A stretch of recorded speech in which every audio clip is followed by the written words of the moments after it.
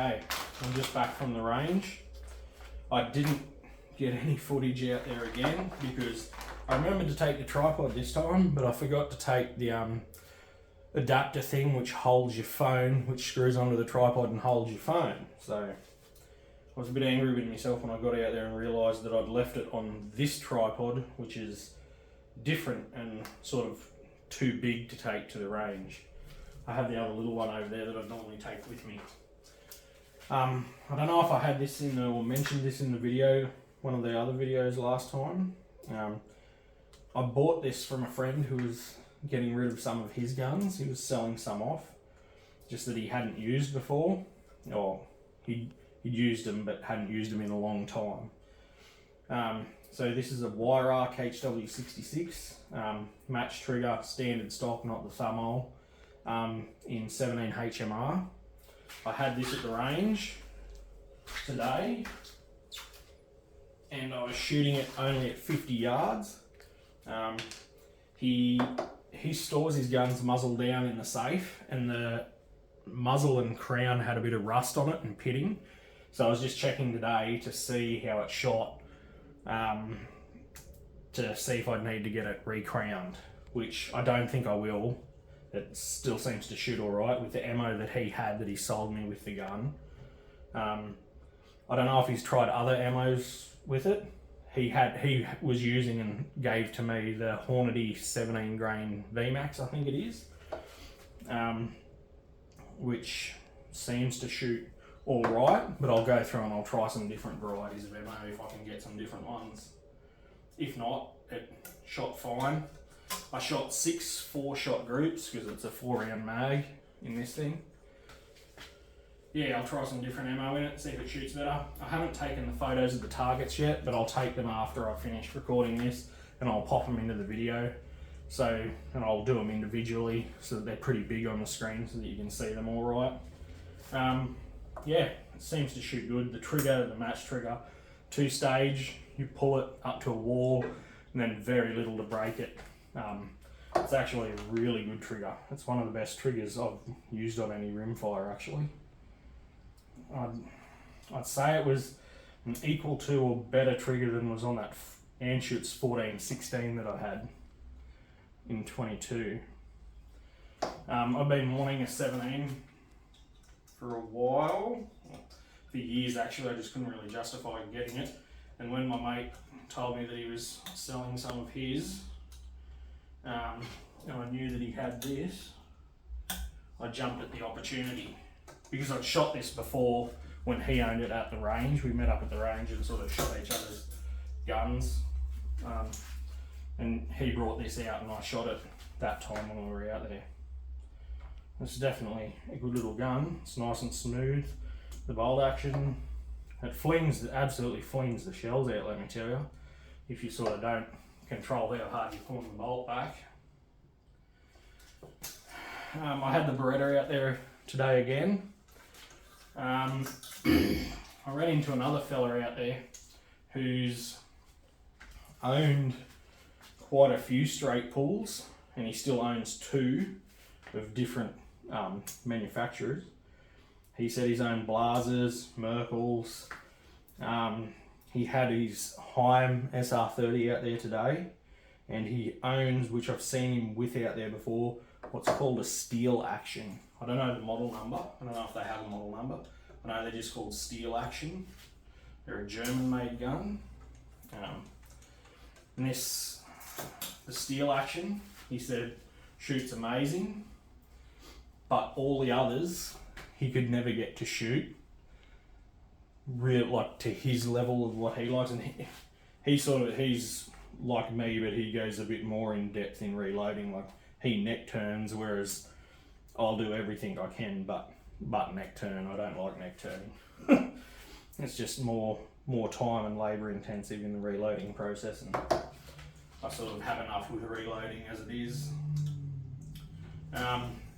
He gave me a few, he had factory ammo there which he was trying in his Heim SR30 that he had there. He said the Heim, it shoots okay with one load, and that's it. He said he's tried dozens of factory ammo, he's tried dozens of reloading combinations, and he just cannot get it to shoot with anything but this one factory ammo that it shoots okay with, and that's it. And he's sort of a bit despondent about it now because it's a $6,000 something rifle in Australia, and he's got a Swarovski, I don't know the exact model, I think it was 1.7 to 10. No, it was a Swarovski, what is it, the 6. I can't remember the exact nomenclature for the model numbers that they have. Z6, isn't it? Swarovski Z6. Yeah. Clear as scope.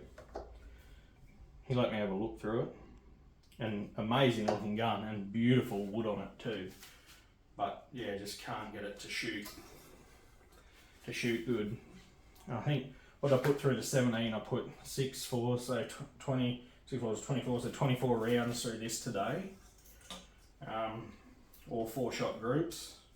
The first one was probably the best group actually, and that was off a cleaned barrel because I had to wait to get the cleaning gear in because my friend couldn't find his cleaning gear for the 17. He could find all his stuff for his 204 and that, but not for his 17. So I had to order some online. So I ordered some online and then had to wait, and luckily it come in before today when I had to go to the range. Otherwise I would have had no way of cleaning it. I cleaned when I first got it off him, I cleaned the muzzle up just with a green Scotch Brite scouring pad to get as much rust off as I could, but the pitting's all still there.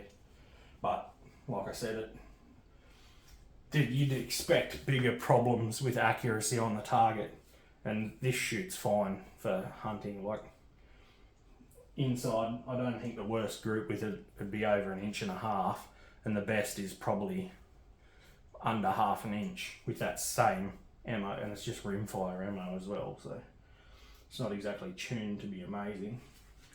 And I don't sort ammo or anything for anything. But yeah, I'll keep on cleaning this, and I'll pick up and talk more about the Beretta when I switch over to cleaning the Beretta. But yeah, so far this is looking good.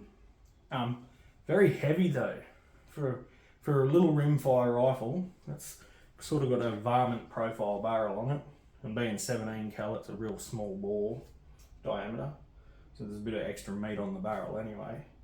But honest to God, this is heavier than the Beretta. And what's the Beretta? 3.3 kilos or something without a scope on it, and this is heavier. Like, it's surprising how heavy this is for the size rifle that it is anyway. Like I said, I'll catch this when I get the Beretta out and clean it. And get shoved straight in there. Okay, now I took this out, I shot this at the range after the 17 HMR. And again, I'll pop some pictures of targets in there, but I had 3 different nodes to test.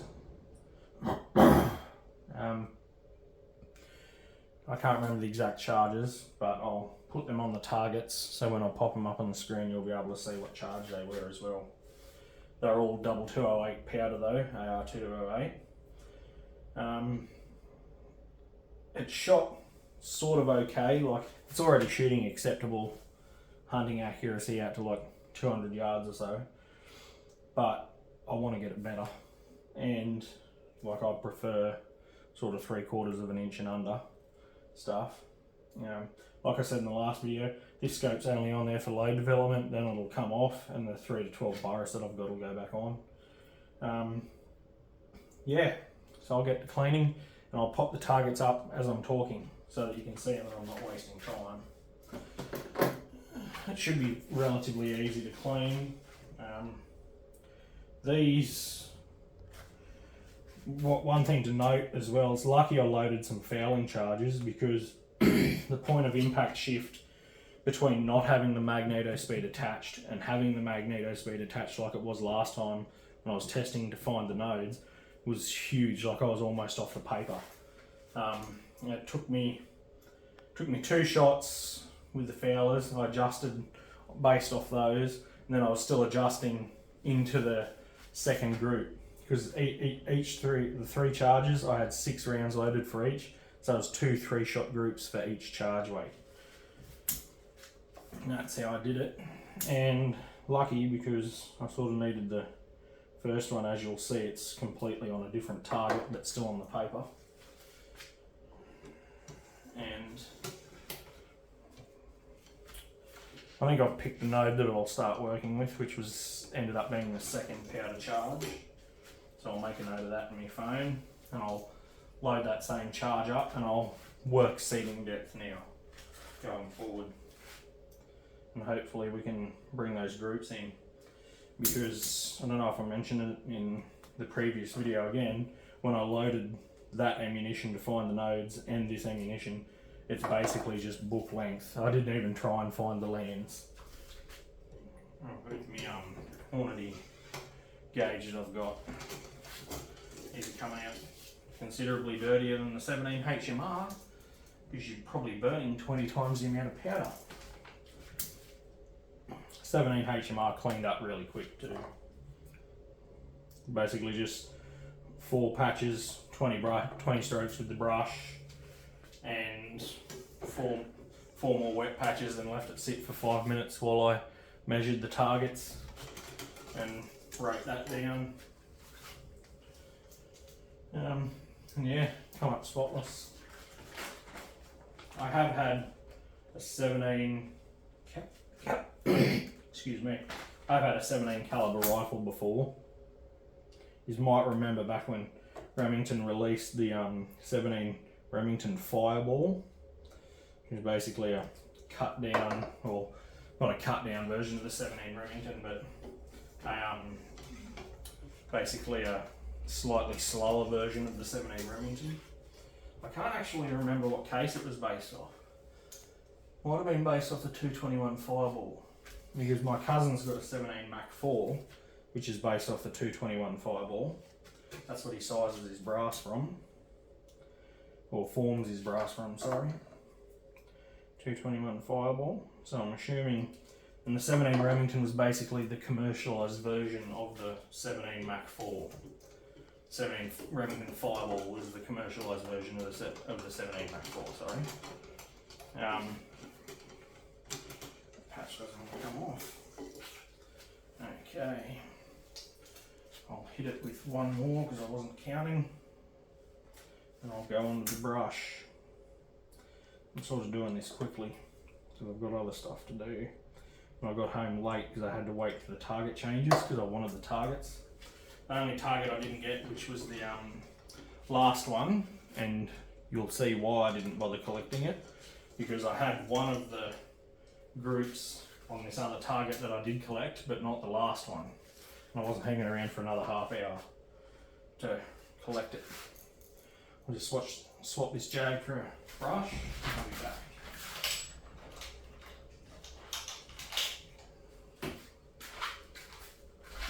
Yeah, but I remember reloading for that 17 Remington Fireball, and it was fiddly. Very, very fiddly. The 17 WSM, I'm surprised that never took off more. With Winchester being the only one making ammo for it that I can recall, it's no wonder it sort of didn't take off. Because with the rimfire, if a certain load doesn't shoot in your gun, you're sort of stuck with it. You're sort of relying on other manufacturers to start making the ammo so that you can try different loads. And like I said, if Winchester are the only ones and they only make 2 different loads and neither of them shoot, then you're sort of out of luck, aren't you? Whereas with the 17 HMR, Hornady made it, or invented it, released it, made ammo for it, and sort of everyone else caught on.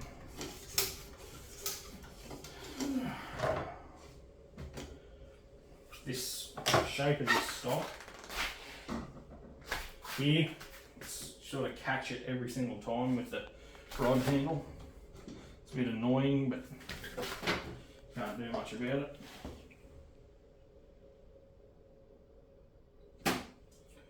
Some more cleaner in there. today, I think it was a total of 15 rounds today, maybe. So not that many fired through this either. The guy who I was saying has owned a few different straight pulls and had his HMR SR30 out there. He gave me a couple of factory loads, to try, which I then let him shoot. The first one went off the target, and next two he aimed up a target, and they landed sort of in the one below almost.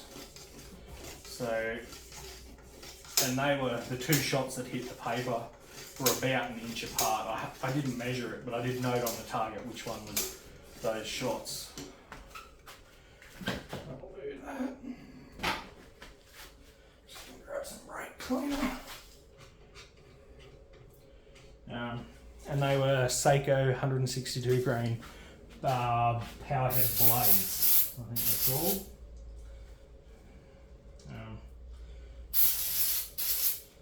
And I think the load he said that his Heim liked, the only one that it liked was the standard Seiko ammo, just 150 grain soft point, but it hated those powerhead blades, which is why he was giving them to other people with 308s to try.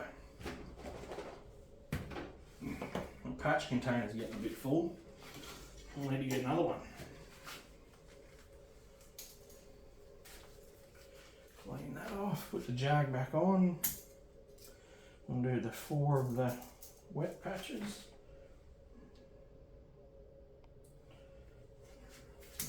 So yeah, it was a good day at the range. I had fun.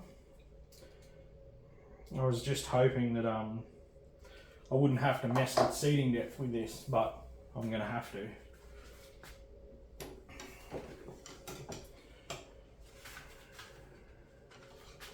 That coming out with a bit of blue on it.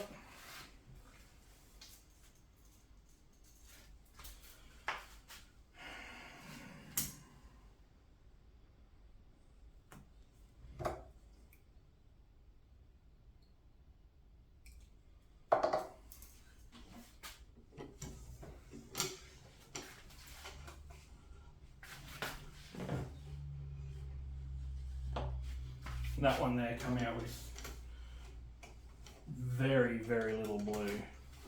So little that I wouldn't even bother going to the copper cleaner. I just run this. The general purpose cleaner, if I was running it, it'd be a little bit stronger again, so I might strip out a little bit more copper, but this is just the carbon cleaner. But like I said, there's so little on there that I won't even bother going to the dedicated copper cleaner. Give it 2 more wet patches, let it sit. That one has a bit of blue on it as well.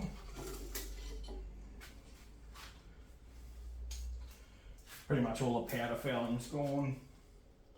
We're down to stripping out a tiny bit of copper. This will be the last wet patch, and then I'll let it sit for 10 minutes or so. Standard cleaning procedure for this stuff, and then I'll push dry patches through. See, it's got very, very little. Must be getting it right out of the corners of the grooves. So this is going to sit for 10 minutes or so now, and then dry patch until dry. But yeah, like I was saying, next step, mess with seating depth. Before I start loading again, I'll actually measure the distance to lands as good as you can with one of those Hornady tools, overall length gauges, and I'll load different batches based on seating depth, and I'll test them at the range next time. But yeah, I'm definitely liking this. I even messed with switching the bolt to left-handed operation, but still right-hand eject, to make it easier so that I can sort of work the action with this hand and catch the cases with this hand so they're not getting flung over onto the person onto the bench next to me, which is a piece of piss, like 10-second job. Push a button, pull the handle out, put it back in the other side. It's a bit easier if you pull the bolt out as well, but that's so quick it's not funny. I've got something here to push it, so swap the bolt over, bang, that's out. Want the bolt handle out. There you go, out of that side, sticker into that side. You just need to push that little button down again, that's in. And then because you've still got this here, I haven't pulled that out, bang, left hand, right eject. The only thing you'd need to do if you want to left eject is when this is out, just that comes off there, rotate her over, slide her back on, that's now left hand eject, and back into the bolt body. If I can line that up, that's now left hand action, left hand eject. But I was using it at the range. If I can get that to slide out. Still in right hand eject.